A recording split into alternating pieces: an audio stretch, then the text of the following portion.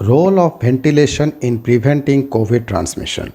The reopening of restaurants, gyms, malls, offices, and the Delhi metro has increased the availability of air conditioned, sometimes poorly ventilated, and often crowded spaces that can aid transmission of the coronavirus.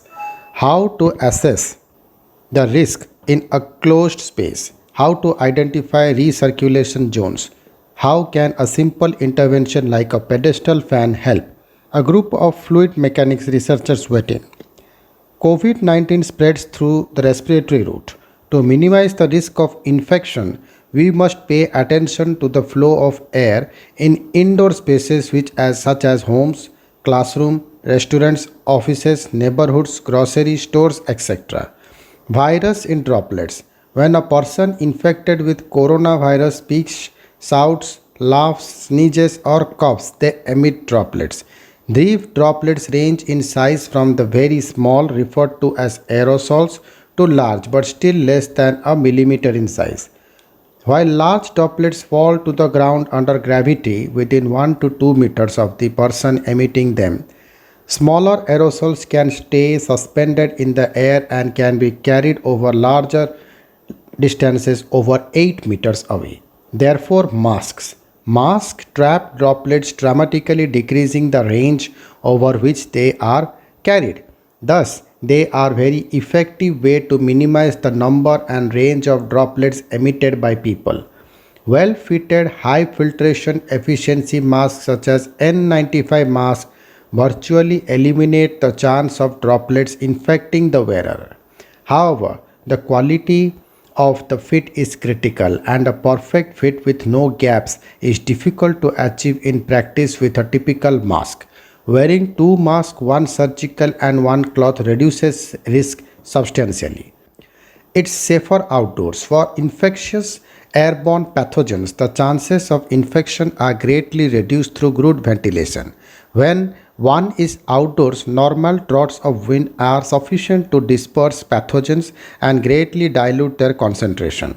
The risk of infection is thus very low when one is outdoors and in situations that are not too crowded. Dense crowds typical of urban train stations or markets in our country carry a higher risk even if they are outdoors, since large numbers of people are in close proximity. Thus, in an outdoor setting that carries any risk of crowding, it is prudent to double mask using well fitting masks and to minimize the time spent in proximity to other people. Vulnerable indoors. As India opens up, physical distancing will not always be possible. There will be times when we will need to come into contact with people in closed rooms, in cafeterias, offices, or in social settings. An often neglected fact is that even talking can spread COVID 19. Our research shows that short, unmasked conversation can carry a significant risk of infection. In indoor settings, ventilation is usually poorer than in outdoor locations, and the risk of infection is correspondingly higher. There are well studied methods in the engineering sciences that can be used to assess the risk of airborne infection indoors. These methods estimate the risk of contracting infection based on the number of people in a closed space, the time of exposure, and the ventilation in the room. The greater the number of infected people in a room and the longer one spends in that room, the higher possibility of getting infected. How ventilated? A key aspect here is ventilation. The simplest measures of ventilation is the average air exchange rate. This tells us how often the air in a room is replaced with fresh air. Consider an exhaust fan that vents the air from a room. An exhaust fan with a rating of 250 cubic feet per meter working at full capacity will on average exchange the air in a 15 feet to 10 feet into 10 feet room in about 6 minutes. In general, the higher the rating, the better the ventilation.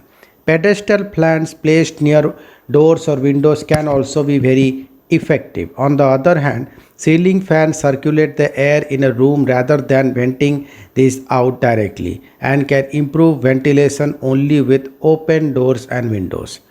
Ventilating a room dilutes and removes potentially infectious aerosols, decreasing the risk of infection. Therefore, well ventilated airy rooms with open doors and windows reduce the risk of infection. An online calculator for estimating the safe period of time that you can be in a closed room and yet limit the chances of infection has been developed by a group at MIT and is available at indoorcovidsafety.heroapp.com. Small closed air conditioned rooms carry enhanced risk. As India enters its monsoon season following the heat of summer, it may be feasible to reduce the use of air conditioning, leaving doors and windows open, ensuring that these spaces sustain a thorough flow of air that zones of recirculation are avoided. Thank you.